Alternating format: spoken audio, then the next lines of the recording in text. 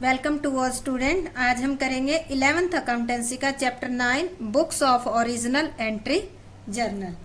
तो आज हमारा ये है अपना पार्ट 8, यानी कि आज लेक्चर 8 है हमारा इस चैप्टर का। 8वें लेक्चर में देखो आज हम क्या करेंगे। आज का हमारा टॉपिक रहेगा सम इम्पोर्टेंट एंट्री। ठीक है, आज हम कुछ इम्पोर्टेंट एंट्री करेंगे। कौन कौन सी होगी? आउटस्टैंडिंग एक्सपेंसिव, जिसको क्या कहते हैं हम? अदत्त व्यय कहते हैं। ठीक है, प्रीपेड एक्सपेंसेस को हम क्या कहते हैं? पूर्व दत्त व्यय। और डेप्रिसिएशन को हम क्या कहते हैं? ह्रास। इंटरेस्ट ऑन कैपिटल मतलब पूंजी पर ब्याज। और इसी तरह अगला टॉपिक हमारा आज का है आहरण पर ब्याज। तो आज ये जो है छोटी छोटी कुछ एंट्री है और ये बहुत ही इम्पोर्टेंट पॉइंट है। ये आगे आप सीए जो भी करोगे वहां तक ये चलेगी। और ये आप लगाओ कि बेसिक एंट्री है, इसलिए आपको इनको अच्छी तरह से पहले तो इनकी थ्योरी समझनी है, फिर इनकी एंट्री समझनी है।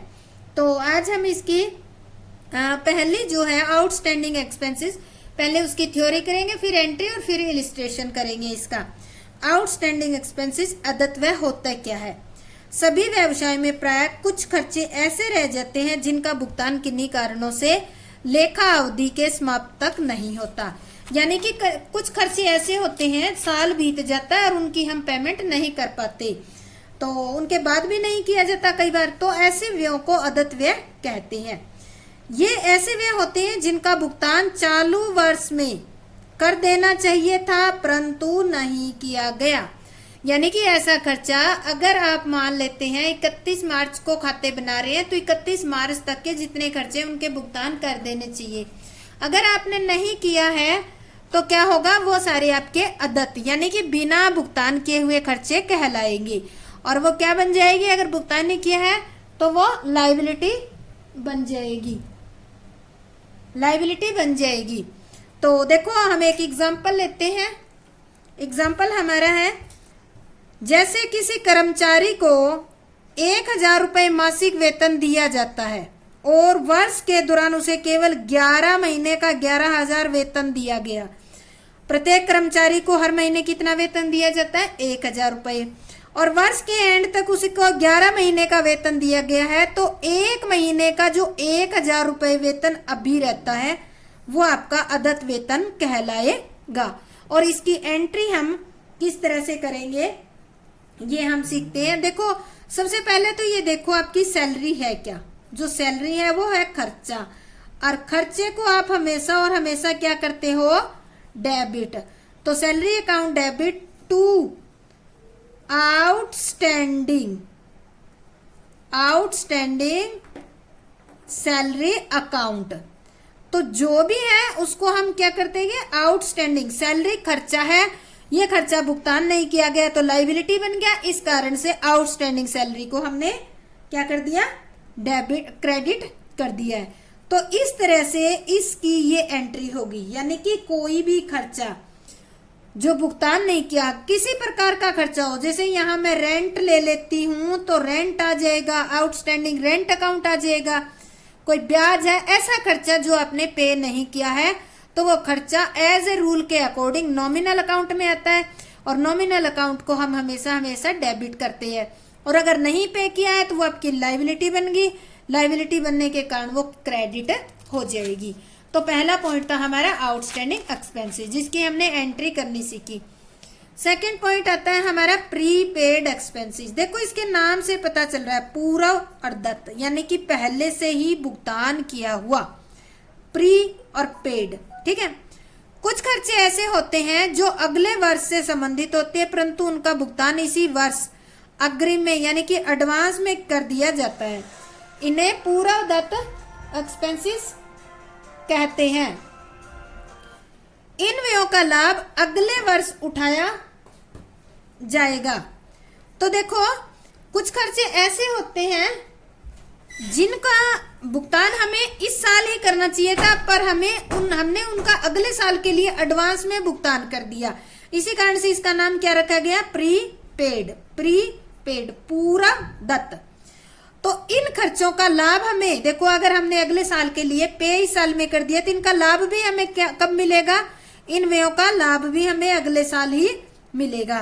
तो एग्जाम्पल लेते हैं एक उदाहरण के लिए, जैसे 1 जुलाई 2016 को एक वर्ष के लिए 1200 रुपए बीमा प्रीमियम चुकाया गया। प्रीमियम जो होता है वो पूरे एक साल का चुकाया जाता है। अगर आपने 1 जुलाई का चुकाया है तो वो अगली 31 जुलाई तक वैलिड रहेगा।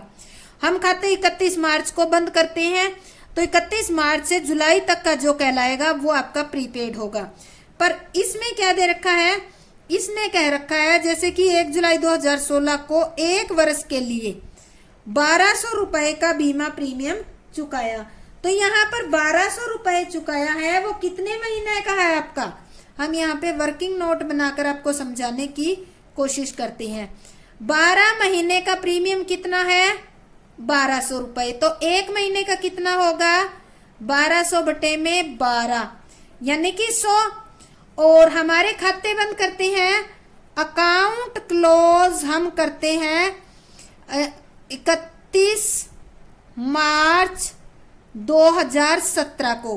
ठीक है, ये शुरू कब हुए थे अकाउंट, 1 अप्रैल 2016 से शुरू हुए थे, और अकाउंट क्लोज कब करेंगे, 31 मार्च 2017 को। तो देखो हमें तो इस साल करंट ईयर हमारा तो 31 मार्च तक का था, पर देखो आपका मई का, जून का और जुलाई, ठीक है, 3 महीने का आपने एडवांस दे दिया है। 3 महीने हो गए ना, 3 महीने का आपने एडवांस दे दिया है। तो 3 महीने का कैसे निकालोगे, एक महीने का कितना है 100, तो 3 महीने का कितना होगा, 300 रुपए आपने एडवांस पे कर रखा है। तो अब इसकी 2 एंट्री की जाएगी, आपको ध्यान रखना है, क्योंकि हमने अभी 1 जुलाई को पे किया है। तो हम एंट्री करेंगे इसके अंदर, पहली एंट्री करेंगे इंश्योरेंस प्रीमियम हमारे लिए खर्चा है। ठीक है, insurance premium account debit to cash account. पहली एंट्री 1200 रुपए आपने पे किए। ठीक है, या नरेशन लिखोगे, पेड इंश्योरेंस प्रीमियम। ठीक है, ये हो गया हमारा। पर ये तो हमने पे करने की एंट्री की है। अब हमें तो प्रॉफिट एंड लॉस काउंट में तो वही खर्चा दिखाना है ना जो हमारा इस साल का है, इस साल का है वही दिखाना है। और एडवांस वाला है वो हमें क्या करना है, एसेट्स के तौर पर बनाकर रखना है, प्रीपेड। तो देखो ये जो 300 रुपए हैं उसकी एंट्री हम कैसे करेंगे, ये अब इंश्योरेंस है जो प्रीपेड हो गया, prepaid insurance account debit to, क्या था ये, इंश्योरेंस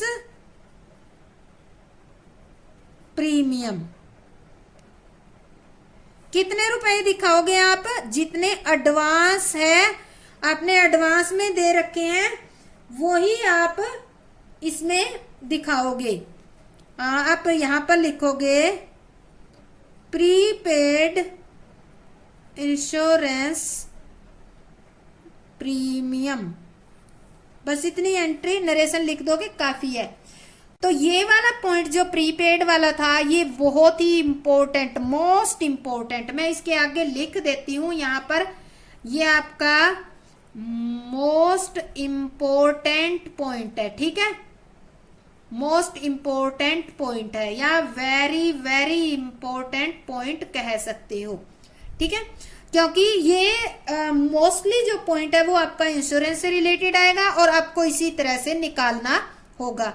आपका सबसे पहले तो आपको देखना आपका जो ईयर है, ठीक है, ओपनिंग की डेट देखनी है, फिर आपको ईयर की क्लोजिंग की डेट देखनी है। जैसे ओपनिंग हमारी कितनी है 1 अप्रैल 2016।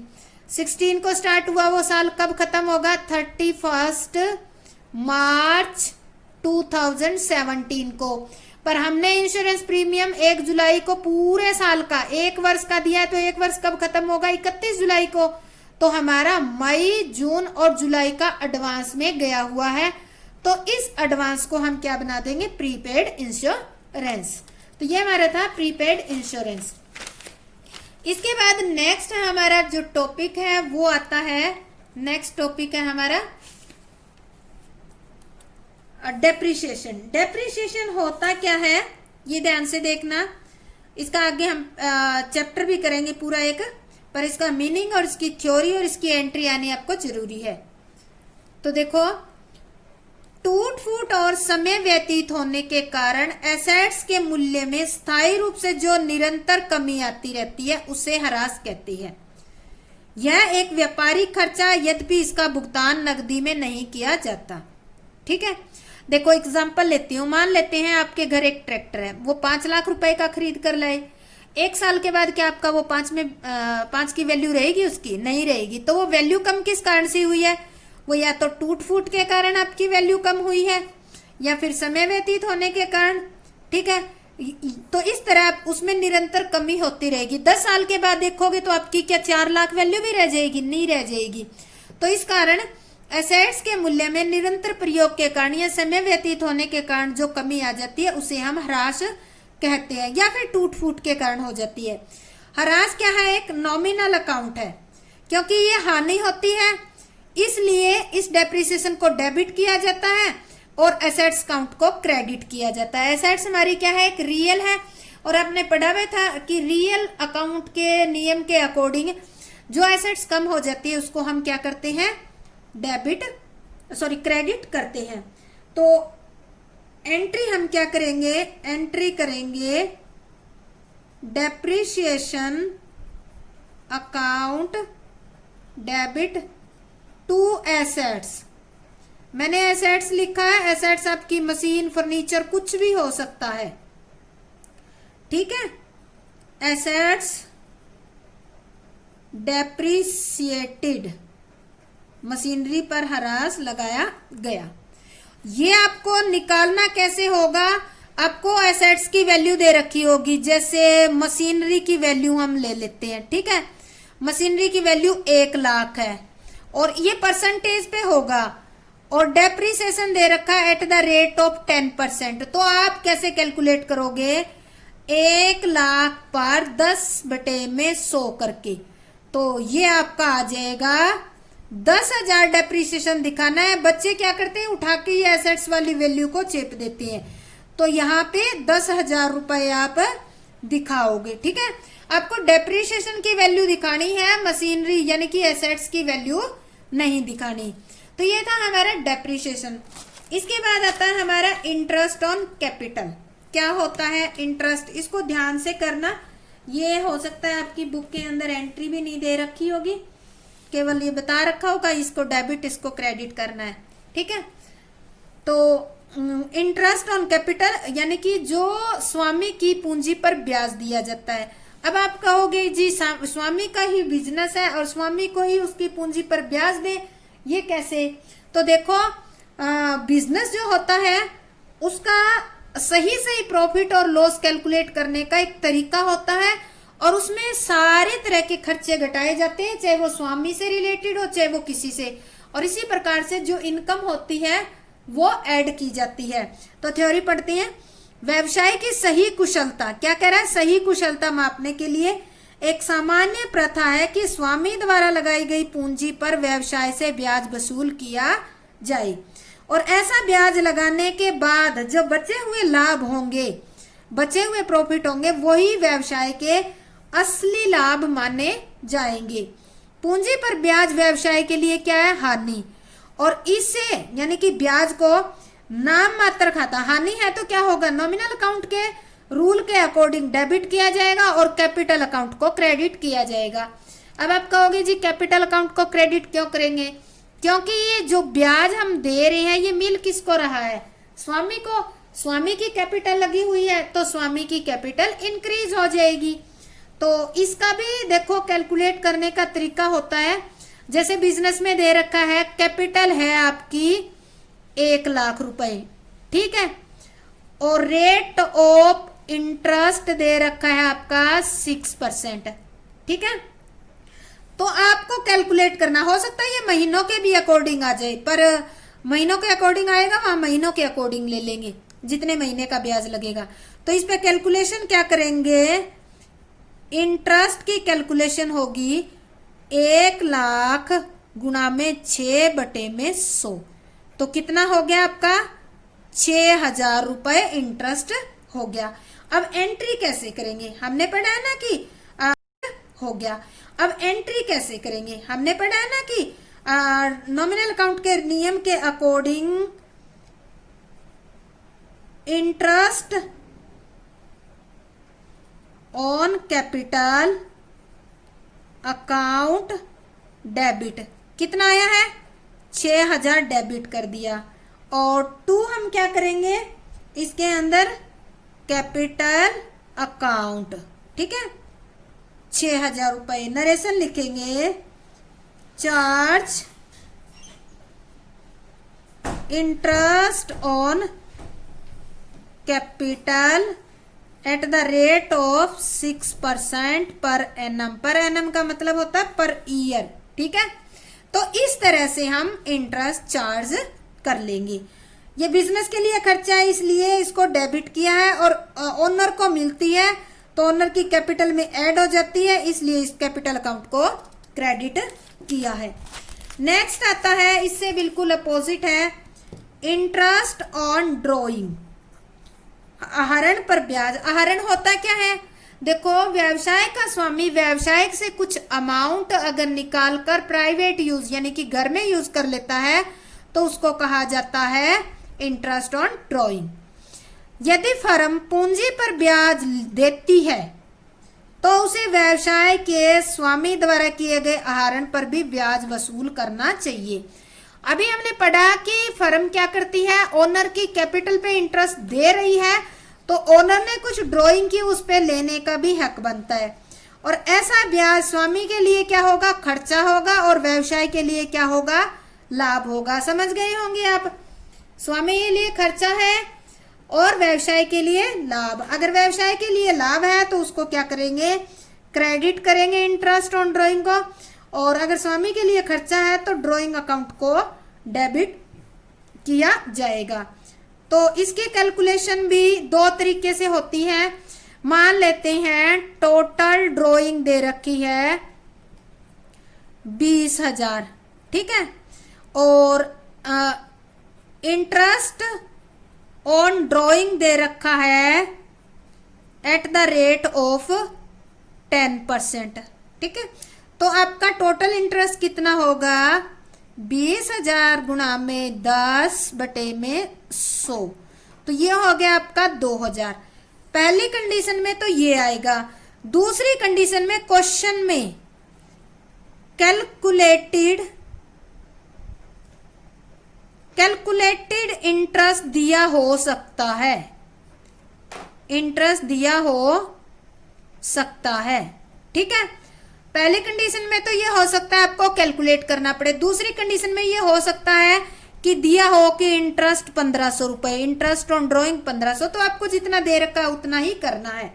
तो अब इसकी एंट्री क्या करेंगे, एंट्री करेंगे हम drawing account debit to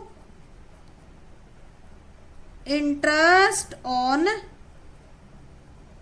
drawing account. कितना आया है हमारा 2,000 आया है, तो हम 2,000 कर देंगे। अगर कैलकुलेट करके दे रखा है तो 1,500 कर देंगे, ठीक है। और हम नरेशन लिखेंगे, इंटरेस्ट चार्ज ऑन ड्राइंग। तो इस तरह से हम इसको कंप्लीट करेंगे, ठीक है। इसके बाद ये हमारे कंप्लीट हो गई। इसके बाद एक सम करते हैं हम, ठीक है। तो देखो सम में जो है ये हमारे है 15 इलिस्ट्रेशन है। और जिसमें हमें कुछ जर्नल एंट्री करनी है। तो हमने क्या कर रखा है, इसकी एंट्री जो है वो हमने पहले यहाँ लिख ली ताकि हमारा टाइम वेस्ट ना हो। तो देखो, रिसीव्ड ₹20,000 फ्रॉम सुभाष, कह रहा है सुभाष से 20,000 रुपए प्राप्त हुए, विच वर रिटर्न ऑफ एज बैड डेब्ट, जो कि बैड डेब्ट्स के रूप में लिख दिए थे प्रीवियस ईयर। तो अब आपको एंट्री क्या करनी है, आपको एंट्री करनी है कैश अकाउंट डेबिट। आपके हाथ में पैसा आया है और कौन सा डूबा हुआ रुपया है, तो इसको लिखेंगे to bad debts recovered account. कितना रुपया है, 20,000 रुपये। ठीक है, अब इसका लिखेंगे कैश रिसीव्ड फ्रॉम सुभाष, इतना ही लिख दो इसमें, कैश रिसीव्ड फ्रॉम सुभाष। तो देखो ये एंट्री हम इसे पहले वाले लेक्चर में अच्छी तरह से कर ली थी हमने। अगर ये समझ नहीं आ रही तो आप लेक्चर नंबर यानी कि 7 देखें, उसमें आपको अच्छी तरह से समझ आ जाएगी।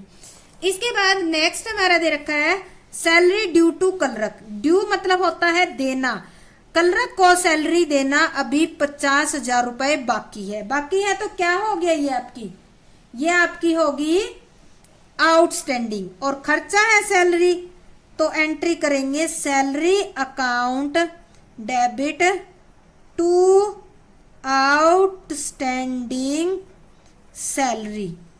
ये भी एंट्री समझाई थी, सेम वैसी आई हुई है एंट्री, और क्वेश्चन में भी इसी तरह से आएगी, ध्यान रखना।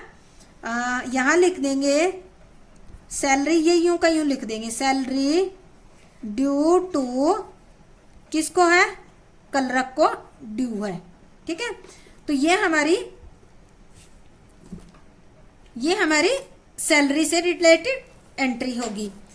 आगे कह रहा है, नेक्स्ट में कह रहा है out of the rent paid this year 10,000 is related to next year.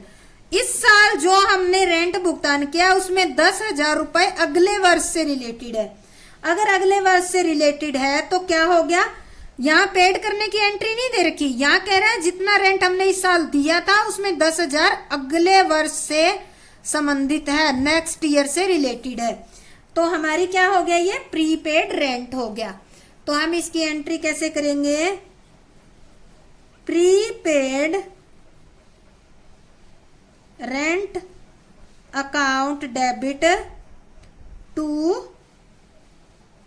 Rent account, कितना 10,000 लिख दिया हमने 10,000, और यहां लिखेंगे rent paid in advance.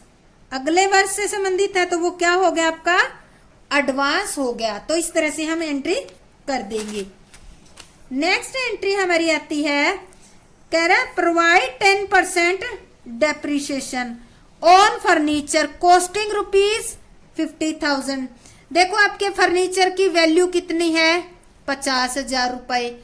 Depreciation कितना लगाना है इस पे, 10%। तो टोटल कितना डेप्रिसिएशन हो गया, डेप्रिसिएशन हो गया आपका 5,000। तो एंट्री करेंगे हम